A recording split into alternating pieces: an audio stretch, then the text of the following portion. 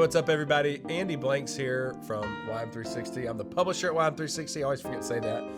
Angela Terry, and your title, I'm not going to get it. I'm the director of events. Events. Okay, well, that's what I was going to say. Yeah. So I would have had it. I would have had it right. I never get Jake's right. Terrence Jackson, the producer of all things at YM360 behind the camera. He's waving. Yeah. You can't see, but he's waving. And we're going to chat today a little bit about, I actually asked, as I hit my mic,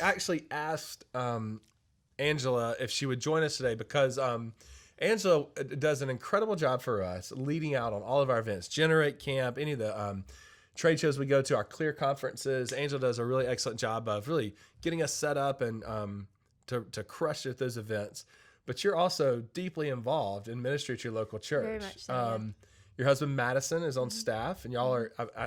I always kind of think of y'all two together on staff. Well, and so does our church. A lot of people at our church actually think I'm on staff there too. I love it. So I love it. And y'all are at Gardendale First Baptist? Yep, in North First Baptist Birmingham. Gardendale? How do you say it? First Baptist Gardendale? Gardendale First Baptist is how the locals say. Okay. First Baptist Gardendale. Either way, we'll we know where you are. Anything. And y'all work with college students and youth. Yeah. Yeah. And again, and so so Angela's crushing it while I'm 360. You know, full time there. Sometimes more than full time. Yeah. You're leading youth and college students at your church, and then you're a new mom. I am. So 10-month-old Hudson, who's crawling a cutie around pie. everywhere. Yeah, so it's busy in the Terry household. Yeah, it is busy, and what we know, and I asked you this, and we were joking. I said you and Madison seem to do such a great job of wearing all these hats. Mm-hmm. Could you talk to us a little bit about burnout, preventing burnout? I said, no, you may be completely burned out, right? And we're just, you're doing a good job of hiding it. But no, but I do think as an outsider looking in and watching y'all two deal with all the things, the hats you wear in ministry, it seems like you guys do a really healthy job of working through all that. So I just wanted to pick your brain a little bit about. It was funny when you did ask me that because it was like, like, all of a sudden wow. You're like, wait. Because we have experienced burnout. Yeah. I mean, who in ministry hasn't? That's right. Really, it's easy to be burnt out in whatever you do, whether you're in full-time ministry or not. But because everyone pretty much experienced burnout to some degree, but then there's a spiritual level when it comes to being in ministry and just that's when it gets the warfare that you deal with. I mean, that's where it gets damaging, right? If you're, you find yourself that spiritually, that's when you become really ineffective, and a lot of people leave the ministry position. So and so we've definitely experienced burnout. So I actually come from a minister's family. So that's right, I forgot. And so does my husband. So we both saw our parents go through ministry. So we were a little naive to think that we were kind of exempt from maybe feelings of burnout or just the experiences that you would go through. And it was about year one of being on staff at a church, and we were like, how did our parents do this for 30 years? Isn't that unbelievable? Yeah, and so that was just kind of like a crazy moment for us, but there's definitely been some things that we've had to cling to when feelings of burnout come, because it comes and goes. That's a good point. You have seasons. Yeah, that's right. Right. Where maybe it's not like a whole scale, I'm completely done here. But you have seasons of, I call them, I think I've always thought in my own life, like seasons of like dryness. They just feel like those seasons where you're spiritually dry. But if you don't address those, they can lead to further. Oh yeah, and we'll have family meetings where it's like, hey, I'm feeling like this, like I'm really just struggling, and I'm lacking passion in what I'm doing, and so there's three things, and really just to kind of go over what those three things are. The first is going to be led by a spiritual reason, and that is to totally look at your life and think through, are you spending time with the Lord? And I know that's really cliche to say, but really, are you? We've seen so many leaders, that are teaching a small group or something, and they come to us and they're burnt out. Yeah. And the first question we ask is, are you spending time with the Lord? Yeah. Like, really, are you? And 99% of them say that they're not. They're not. And so when you look at that, and if you're not spending the time in the Word and in prayer that you need to, then it's no wonder you're going to feel burnout. He's our source of strength. And so, really, if you're not spending that time in the Word, not studying for next week's lesson, really spending time for yourself, that's going to be one great way. That's the first reason to avoid that. And I think too, I know I've struggled with this, been in vocational ministry, and I know Madison graduated from seminary, and I remember seminary for me was one of the driest spiritual seasons of my life because I had allowed my personal time with God to be in study and paper writing, and but you know what I mean. And I think a lot of vocational pastors are kind of prone to that.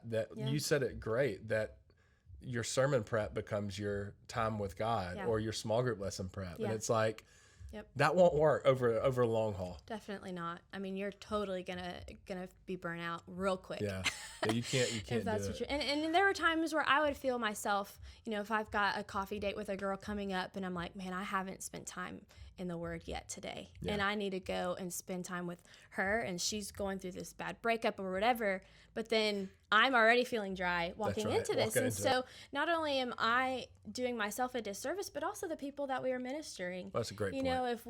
If we're not spending that time in the Word and in prayer, we're not going to be able to minister the way we should.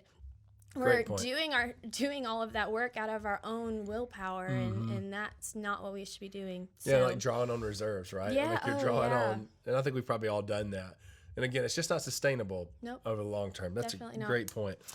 The last 2 points, though, I have are a little bit more practical. Good.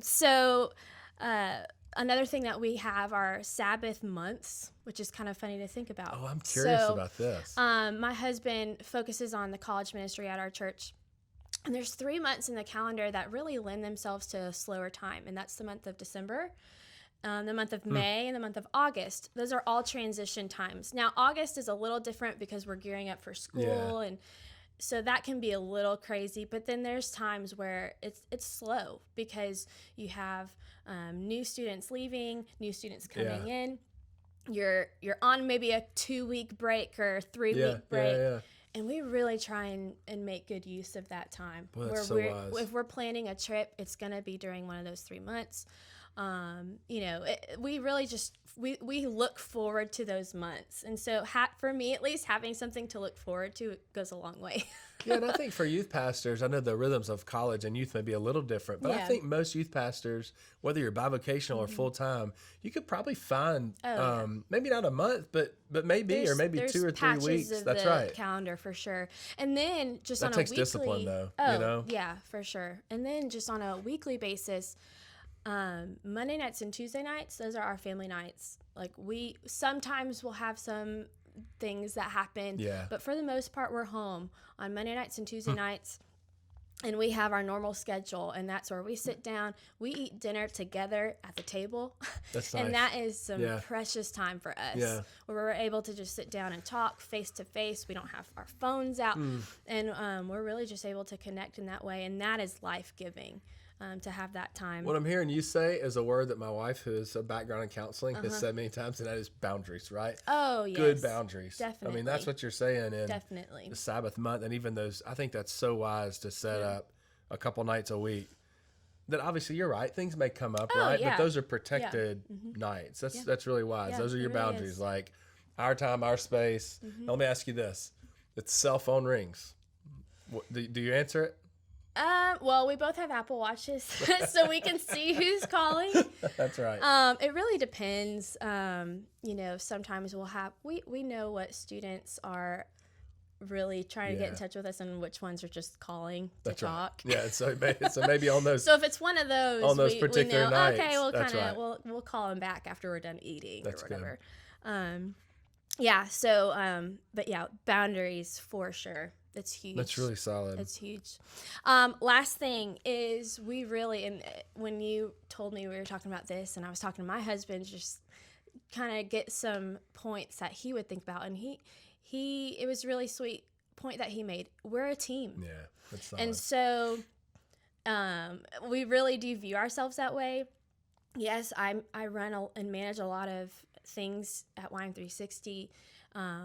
Running a college ministry at the church, both things require a lot of us, But I am just as much invested at the church and with what my husband is doing as he is invested with us in Wine 360. Yeah. And I'm able to go to him and bounce ideas that he might have, because he's going to think about things in a different way, just like I think about things in a different way with a college ministry. There's ownership there. And so it's not like when I'm at church, I'm not just thinking, well, I'm just going to this thing that my husband is doing. No, like I really do know that I play a part in that, and that I know encourages my husband just like he does with me and with Generate. And so just having that support system is huge. And we also have a great support system where we work. So my husband has a handful of older ministers at the church that he goes to on a weekly basis, and they pour into him. Yep. That's huge. Yeah. If you don't have that, seek it out. Just like here at Wine 360, we've got a great team, a life-giving team, and that goes a long way. So I like that team approach is huge. I have I've been guilty in my relationship with my wife, and we've talked about this, of not sharing with her because I feel like I don't want to burden her. Yeah. Or if I'm being selfish, I kind of don't want to talk about it. Like, I've used my words for the day, right? Like, I don't. You're done. I'm done. Yeah. But I think that's such a wise word, because our spouses want to be involved, right? And by making them involved, we do create that team. And as you talk about burning out, I think one of the big deals about burnout is when we get ourselves on an island and our spouse is left by themselves. Yeah. Right? Oh, yeah. We're out over here, they're over here, or even if, and what you're saying is that sometimes we do minister apart, a lot of times. Oh, yeah. But if we're behind the scenes connected, it makes it like, okay, I'm purposeful. Madison's out there doing his thing, or I'm at Generate, but we know what's going on. So there's purpose behind it. So definitely. Those are so good, man. Those are awesome. I'm like sitting here thinking I need to apply some of those. I know at home. And we're not perfect. I'll be the first to say that. It's not like we're exempt from burnout. I mean, there's definitely seasons where it's harder than others, but but you guys are very healthy in the way you manage your ministry for sure. So thanks so much for sharing with us. Yeah. Hey, we love chatting with you guys about this type of stuff. If we can help you guys out in any way, whether that's with resources or an event, or if you just want to leave a comment, ask a question, give a tip, share your wisdom and your knowledge with the Wild 360 community, that'd be awesome. So, hey, great talking to you guys. Take care. Thanks.